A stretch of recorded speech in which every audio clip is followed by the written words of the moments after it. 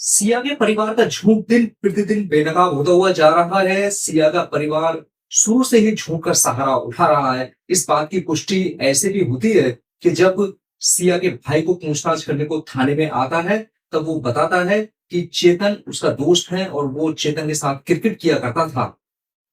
एक दिन उसकी बहन सिया भी आती है, क्रिकेट देखती है। वहीं सिया का भाई चेतन से अपनी बहन सिया की मीटिंग कराता है। उसके बाद एक दिन सिया का भाई अपने घर पर पार्टी रखता है, जिसमें सभी दोस्त आते हैं और चेतन भी वहां आता है, जहां पर कि सिया और चेतन दोनों बहुत गहरे मित्र होते हैं और वहीं से इन दोनों का प्यार भी परवान चढ़ता है। इसके बाद में ये भी बताया जाता है कि इन्होंने केतन को मारने से पूर्व कई बार इंटरनेट पर सुसाइड पॉइंट्स चेक किए थे। यानी उन्होंने कई बार इंटरनेट का फायदा उठाया, जिससे कि देखा जा सके और समझा जा सके कि किस प्रकार से केतन को मौत की घाट उतारना है। एक तथ्य ये भी सामने आता है कि ये सच्चाई सिया के परिवार को पता थी कि सिया कम उम्र में ही किसी चेतन नाम के व्यक्ति के साथ अफेयर में है, क्योंकि सिया का परिवार एक धनी परिवार था और चेतन चौधरी उस परिवार के योग्य या उतना धनी नहीं था, जिस प्रकार से सिया का परिवार चेतन को नापसंद करता था।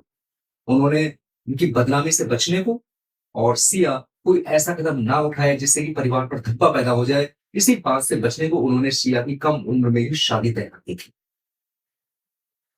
कुछ समय केतन और सिया साथ भी रहे, कई बार डिनर भी किया, किंतु उसके बावजूद भी सिया ने केतन को मौत के घाट उतारने का डिसीजन किया। ये भी बताया जाता है, जो रिपोर्ट्स हमारे पास आती हैं, कि सिया केतन को मारना नहीं चाहती थी, किंतु चेतन बार-बार सिया पर दबाव बना रहा था।